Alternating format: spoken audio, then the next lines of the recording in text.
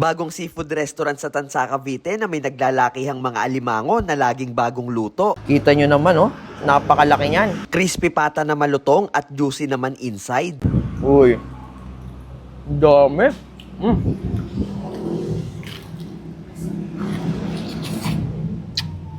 Ang sarap. Meron ding baby back ribs, ginataang alimango, calamares, giant butterfly squid, bulalo, Dahil malamig at maulan na naman ang panahon, meron din sila ditong bulalo.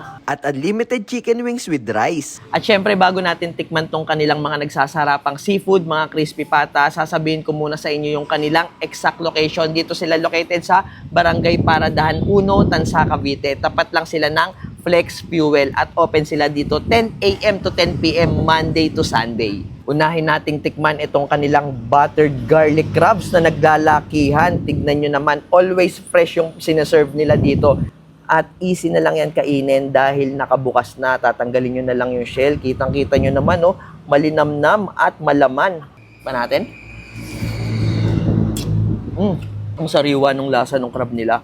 Kagandahan kasi dito, kada order nyo, dun pa lang nila lulutuin, kaya always fresh. Yan, kita nyo yung laki ng mga buttered garlic crabs nila. Sobrang sulit niyan. Pero syempre, bukod sa buttered garlic crab, kung mahilig kayo sa mga gata, meron sila ditong ginataang crabs. Ayan, oh, may mga gulay na rin yan. Kita nyo naman, sakto lang din yung laki ng mga crabs nila. At hindi naman natin palalagpasin ang isa sa mga paborito natin, itong kanilang crispy pata. Kita nyo yung laki. Tapos lagi ring bagong luto. Uy, kita nyo naman, oh, crispy tapos juicy sa loob.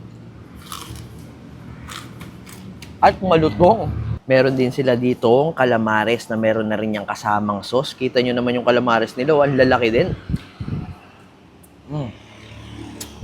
Hindi overcooked dahil malambot. At ito naman yung kanilang giant butterfly squid. Kita nyo naman yung laki. Tapos may kasama na rin yung dalawang sauce. Sausaw natin sa kanilang suka. Ano? Grabe, kita nyo yung laki ng giant butterfly squid nila. Napakasulit na ito. At good for sharing na rin. Ito naman yung malambot nilang baby back ribs na ang laki din. Tapos special sauce din yung nilalagay nila dito. Kita nyo yung serving, so panalong panalo.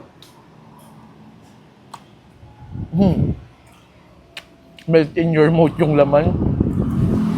Tapos yung lasa ng sauce, ayun ang nagdala. Kung cravings nyo naman ay chicken wings, hindi rin sila dito magpapahuli dahil dito meron silang unlimited chicken wings na meron ding iba't ibang flavor. Tikim tayo ng isa.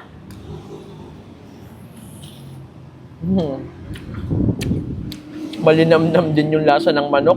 Crispy outside, juicy inside, at yung mga flavor na nilalagay nila, panalo yung lasa.